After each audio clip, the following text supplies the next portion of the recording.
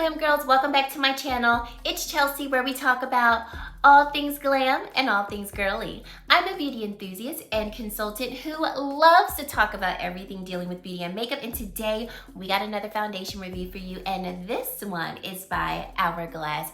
This is their Ambient Soft Glow Foundation. We will be doing a full day wear test, flash photography, showing you how the foundation looks like in multiple lightings, and of course sharing with you my thoughts, who I think this foundation works best for, complexion-wise, skin type-wise, all the things. So stay tuned for all of that. Thank you so much for spending some time with me today. I truly do appreciate it, and I would love for you to click that subscribe button, join the Glam Girl Squad, and if you do enjoy this video, give it a thumbs up, and let's get right into this video. So yes, I personally was very excited when I saw that Hourglass came out with a new foundation. So this is their Ambient Soft Glow Foundation. It does come in a frosted glass bottle, and it does come with a pump.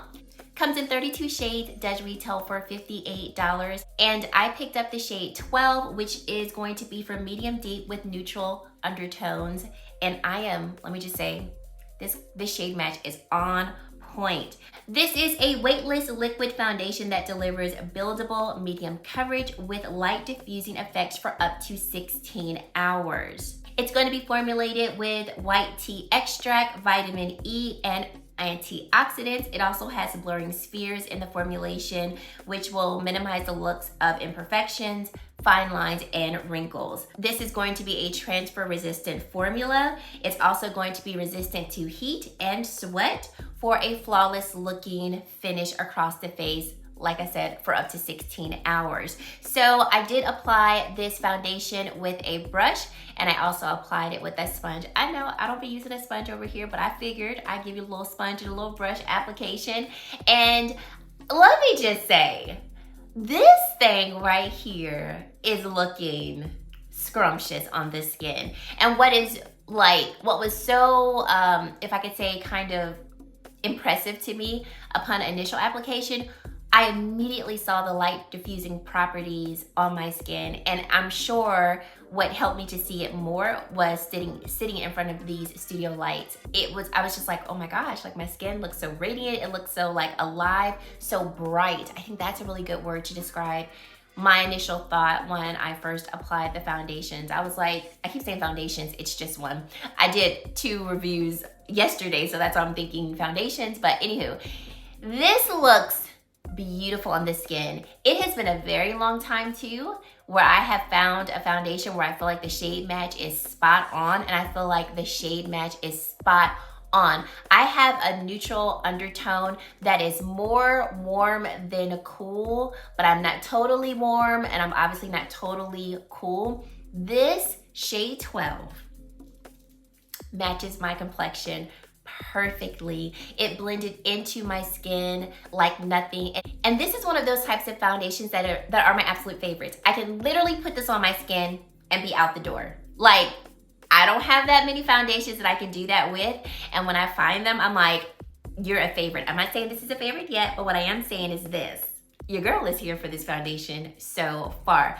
Okay, getting into application, I did like the sponge side better than the brush side. I saw, and I didn't catch this on camera, so I'm sorry I didn't get a chance to show it to you because I noticed it after I stopped filming the application part. But I noticed that I had some streaks on this side from the brush, and it also could have been the brush that I used. I used more of like a paddle-like brush. This is the My Kit Co 0.13 brush. So I will definitely apply this with a brush again and try a different brush.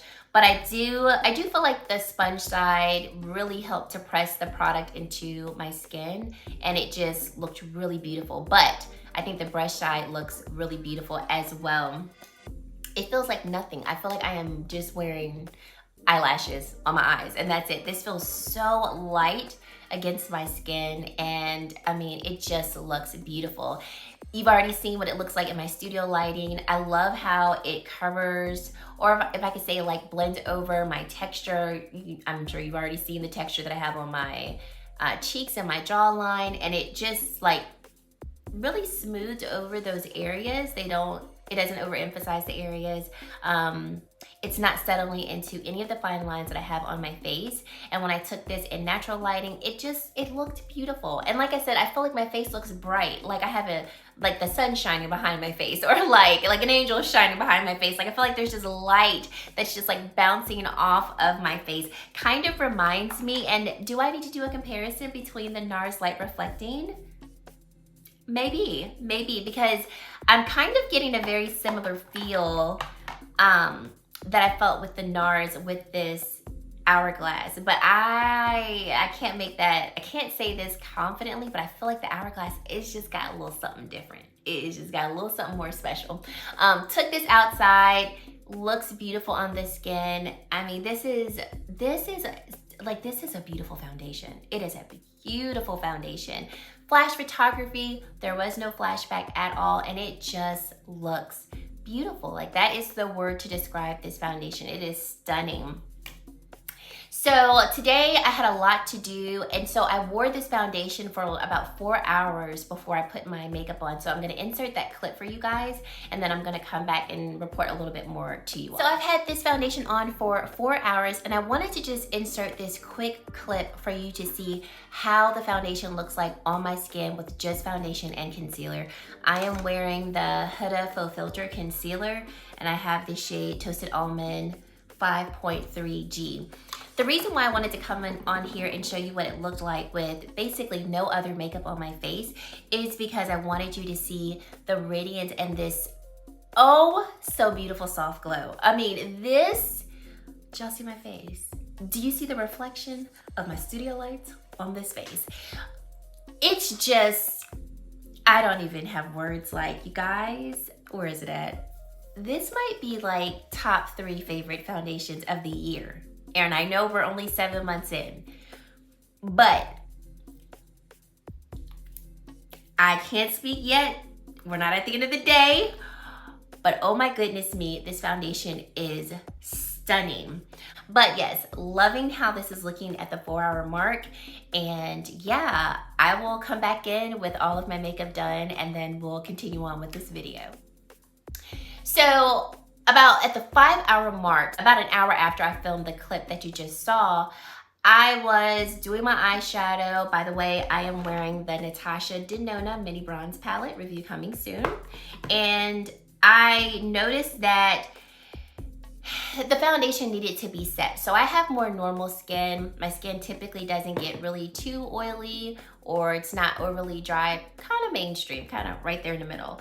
But I felt like this foundation, I can't say that it was breaking apart, but it was like, it just needed to be set. I'll say that. So if you have normal skin, and this is like I said, just from my experience so far, if you have normal skin, definitely if you have more combination and oily skin, I think you're gonna wanna set this foundation. And when I say set it, I don't mean a lot. Like, I mean a light dusting. I feel like it just needed to, it just needed a coat of powder. That's basically how I felt. So I went in with Danessa Myricks. I love her Evolution powder. I have the shade 02 because it is light as air, and it literally just like puts the thinnest veil of powder on the face, because I didn't want to take away from the radiance that we see from this foundation. I didn't want to take away from the glow. I really didn't want to disrupt the foundation and make it too matte, add too much coverage. I just wanted it to be set. I felt like it just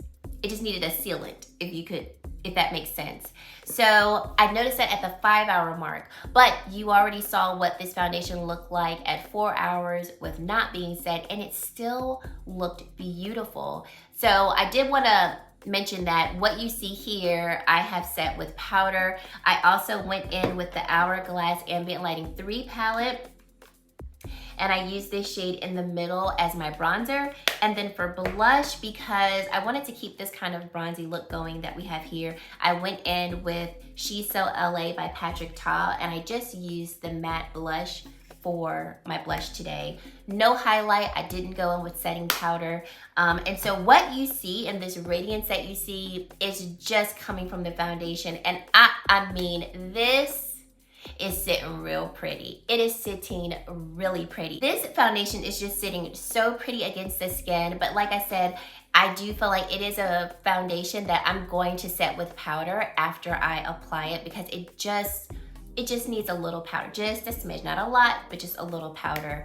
I also noticed with this foundation, a very little bit goes a long way. So I pumped out maybe like about a pump and a half. When I first applied it onto my face, I still had foundation on the back of my hand after I applied it all over my face.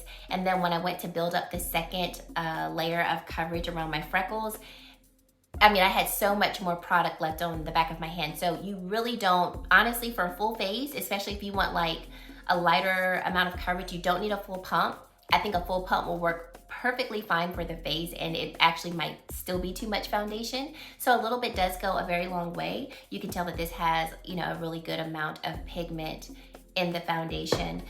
There is no fragrance in this foundation at all. And then in terms of ingredients, we do have dimethicone in the ingredient list. And I wanna say that's about it in terms of just, you know, ingredients that really stand out to me that might, you know, be of concern to you. So I am gonna go about the rest of my day, check back in another few hours to let you know how this foundation is holding up, who I think this foundation is going to work best for. So definitely stay tuned for that, and I'll see you at the end of the day. Okay, so we are back. It is the end of the day. I've had this foundation on now for well over 9 hours, and I've got some things to say. So let's come in a little close and I'll show you what we're working on. So after over 9.5 hours, this is what we're looking like. And I think for the majority of my face, things are still looking really nicely. Now I have noticed some separating like right here, where my little hairs are at, and you know, I need to remove the hairs, but I have noticed that it is breaking up around my mouth. I have been eating. I did get a little bit of a lipstick transferred onto my bottom lip, but I've noticed like it doesn't look as nicely around my mouth as it does like everywhere else. And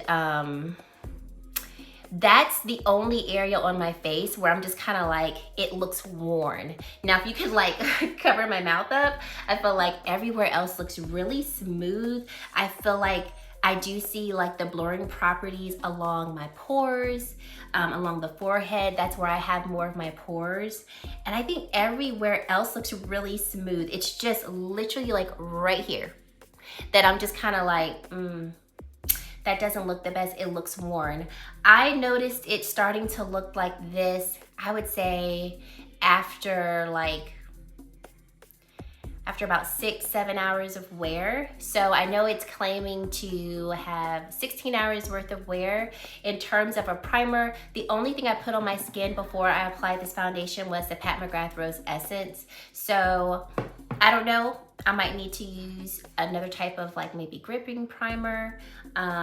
Maybe it was just, you know, I ate too much, you know, I don't know.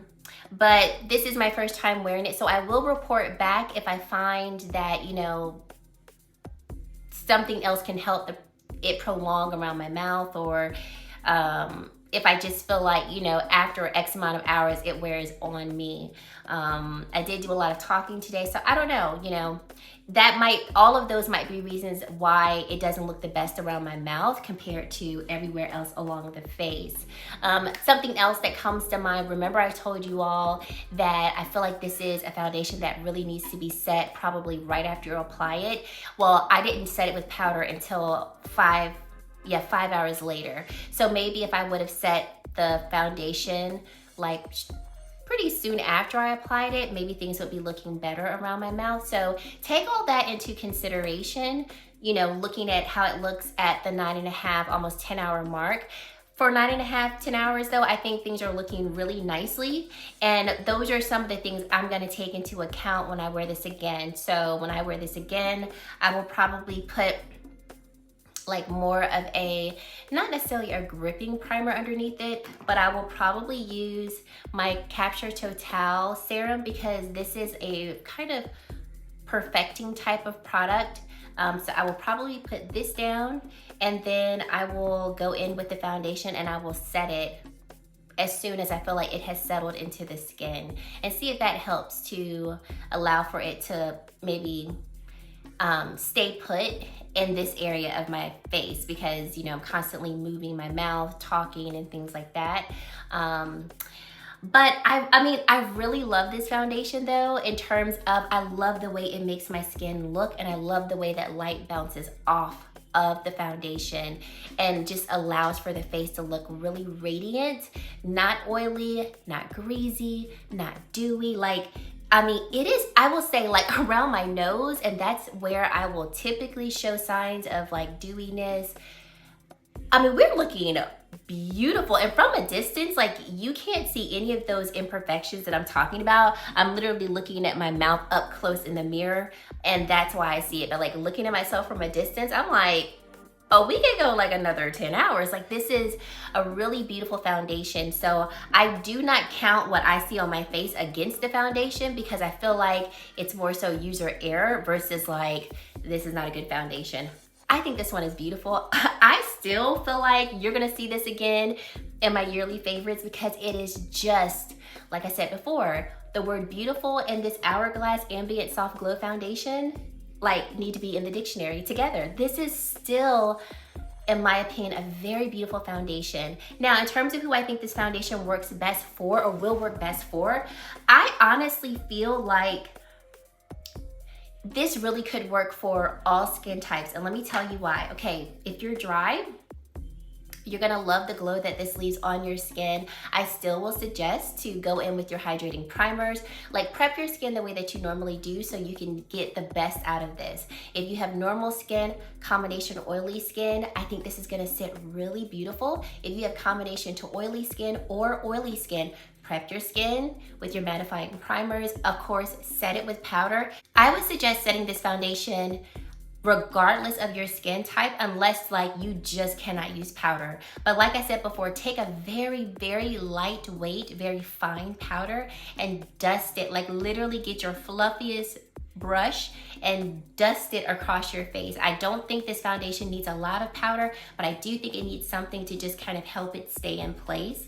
Because if I just wore this foundation by itself, like I said, at the 5-hour mark, things started to wear down for me without the powder. I put the powder on and I felt like we were refreshed and like we could continue on. And now I'm looking at my face around here and I'm like, yeah, I should have put powder on like much earlier in the day, or much earlier in the application than when I did. So I would still suggest powder no matter what your skin type is.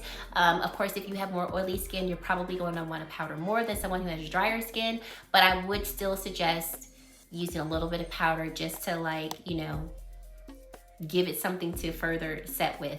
And I think you will be good to go. I really, really do think so. And also, looking at the shade range, there are 32 shades. The shades, just from what they look like they're gonna lean pretty much in the neutral category. None of the shades look like way too warm, way too cool tone. So hopefully you'll be able to find a shade. But I am like, I don't think I've been this impressed with Hourglass in a very long time. Like, in a very long time.